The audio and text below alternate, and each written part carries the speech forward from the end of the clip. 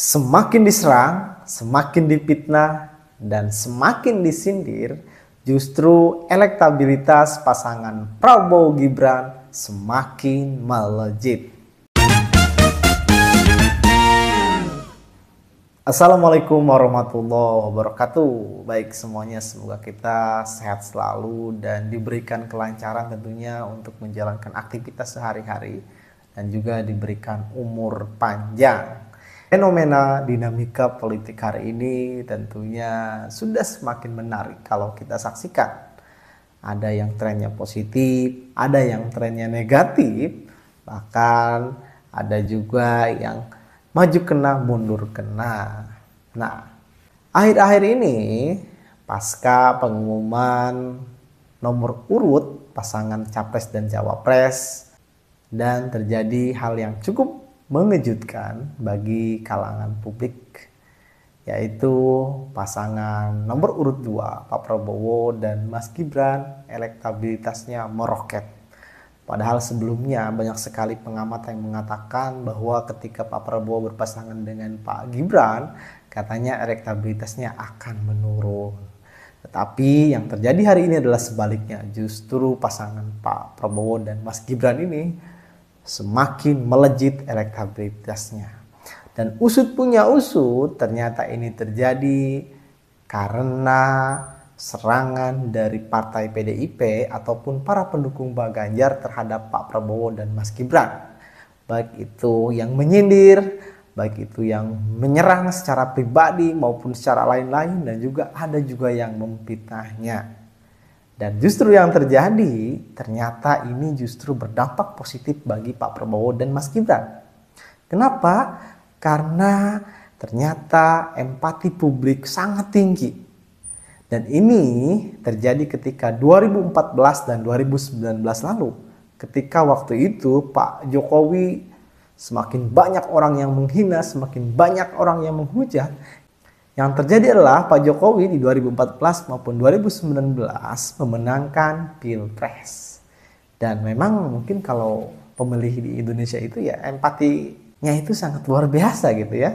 Dan yang menariknya lagi, dari kubu Pak Prabowo dan Mas Gibran ini tidak ada yang menyerang capres baik itu nomor 1 maupun nomor 3 gitu. Jadi dari pendukung Pak Prabowo dan Mas Gibran ini tidak ada yang menyerang capres dan cawapres lain gitu. Biasa-biasa aja. Justru malah yang viral saat ini, kalau ada yang memfitnah, kalau ada yang menyerang, senyumin aja, jogetin aja gitu ya. Justru ternyata memang tim dari Pak Prabowo dan Mas Gibran ini sangat pintar memanfaatkan momentum gitu. Yang terjadi hari ini kan malah yang viral itu gemoy gitu kan, jogetin aja, tidak harus menyerang orang lain gitu. Tetapi justru ini sangat berdampak positif bagi elektabilitas Pak Prabowo dan Mas Gibran.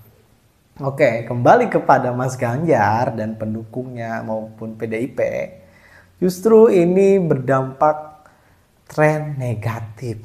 Padahal kan yang nyerang itu harusnya naik ya, tetapi yang terjadi hari ini begitu dari PDIP, dari pendukung Mas Ganjar terus konsisten menyerang Pak Prabowo dan Mas Gibran, yang terjadi elektabilitasnya sangat merosot, sangat turun gitu. Bahkan para pendukungnya banyak yang pergi, baik itu ke Pak Prabowo maupun ke Pak Anies Baswedan. Jadi sebetulnya kalau kita lihat, Pak Ganjar dan para pendukungnya ini serba salah, maju kena, mundur kena gitu ya. Kalau tidak menyerang Pak Prabowo dan Mas Gibran, ya mungkin mereka kecewa. Intinya sih kecewa karena sudah berbeda kepentingan gitu. Kalau berbeda kepentingan kan politik itu pasti saling menyerang gitu ya. Tapi kalau didiamkan saja, mereka sakit hati, begitu kan? Jadi serba salah gitu. Dan justru ketika mereka menyerang, malah para pendukungnya ini lari kepada Pak Anies Baswedan. Dan hari ini kita melihat bahwa ada beberapa survei yang mengatakan elektabilitas pasangan Anies Baswedan dan Muhaimin Iskandar sudah melewati pasangan Pak Ganjar dan Pak Mahfud gitu ya. Ini dampak menghujat ini luar biasa gitu ya. Dan menurut saya sebetulnya PDIP ini biasa-biasa saja harusnya gitu. Karena kan PDIP ini partai penguasa juga, dan saat ini pun kementerian-kementerian strategis itu dikuasai oleh partai PDIP. Sebut saja ada Menteri Hukum dan HAM, ada Menteri Sosial, ya kan? Terus juga kepala BIN itu kan orang Megawati juga, Pak Budi Gunawan gitu. Jadi menurut saya kalau ada narasi kecurangan itu tidak relevan. Kenapa? Karena kekuasaan hari ini itu kan dibagi-bagi gitu. Dan di pasangan nomor 1 pun, di pasangan Pak Anies dan Caimin itu, kakak Pak Muhaimin itu kan jadi Menteri Desa. Pasukan Menteri Desa itu kan banyak, ada PLD, pendamping desa, PDTI, di bawahnya itu banyak sekali sebetulnya pasukannya kan. Belum lagi kalau di partai PDIP kan yang ngebagiin bansos kan Mensos juga gitu. Terus juga kalau Menteri Hukum dan HAM juga kan punya lapas, banyak sekali anak buahnya di bawah. Dan yang paling menarik adalah wakil presiden dari Pak Ganjar ini Menko Polhukam. Loh, kenapa kok teriak-teriak curang? Kan orang di dalam pemerintahannya pun dibagi sekarang itu kekuasaan kan. Ada PDIP, ada Gerindra, dan lain-lain gitu. Kenapa harus teriak-teriak kecurangan? Jadi kalau mereka teriak-teriak kecurangan, menuduh itu menunjuk orang lain, 1 jari ke orang lain, 4 jarinya ke diri sendiri gitu. Jadi ketika pendukung Pak Ganjar, elit-elit PDIP menyerang Pak Jokowi, menunjuk Pak Jokowi curang dan lain sebagainya, justru 1 jari ke Pak Jokowi, 4 jari ke PDIP itu sendiri. Iya enggak? Jadi kadang memang lucu juga gitu. Sebetulnya kalau kita lihat dulu itu Mas Gibran ya, dulu itu Mas Gibran sebetulnya sudah masuk radar cawapresnya Pak Ganjar Pranowo. Kalau nggak salah waktu itu ada di bulan pertengahan tahun 2023 lah, dimana di situ Ibu Puan juga sempat menyampaikan bahwa Mas Gibran itu dipertimbangkan menjadi salah satu cawapres dari Pak Ganjar Pranowo. Mungkin ada Pak Ridwan Kamil, Mas Gibran, di situ kan ada Pak Mahfud MD. Namun pada akhirnya Ibu Megawati memilih Pak Profesor Mahfud MD menjadi calon wakil presiden Pak Ganjar Pranowo. Dan waktu itu tidak ada yang teriak-teriak keputusan MK ini, itu tidak ada. Karena satu kepentingan, ketika memang Mas Gibran menjadi calon wakil presiden dari Pak Ganjar, tidak akan ada serangan semasif ini kepada Pak Prabowo dan Mas Gibran gitu.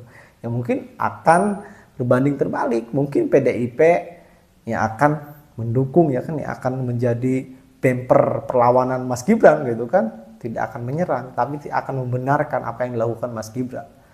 Mungkin dari Gerindra yang menyerang ya, tapi hari ini kan karena sudah berbeda kepentingan, maka yang terjadi adalah pendukung dari Pak Ganjar dan PDIP ini menyerang habis-habisan Mas Gibran. Dan sangat pintar sekali memanfaatkan momentum ini. Begitu Mas Gibran diserang, dia tidak melakukan reaksi yang berlebihan. Justru santai deh, senyumin aja gitu. Dan mereka paham betul memanfaatkan situasi ini gitu ya. Baik, barangkali itu saja yang bisa saya sampaikan. Terima kasih sudah nonton video ini. Kita dalam acara Balik Bahas Politik.